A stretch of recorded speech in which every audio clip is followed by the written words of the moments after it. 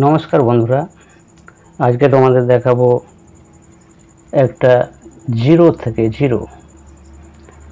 থেকে একটা ফুলের চিত্র অঙ্কন করা।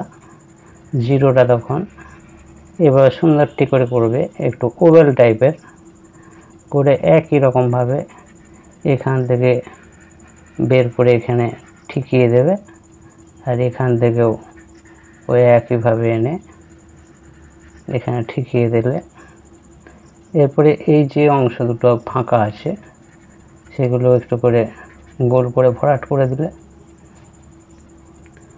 এখন যেটা এখানে একটা দুটো দাগ কেটে দিলে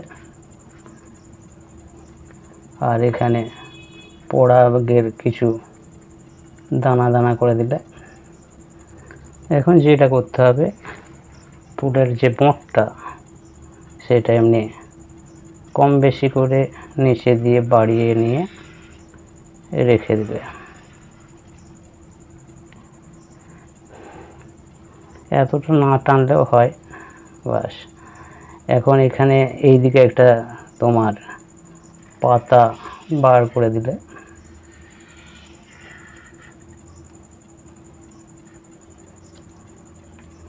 পাতার এভাবে একটু দাগ করে দিলে, আর এই দিকেও ওই একইভাবে পাতা একটা বার করে দিলে,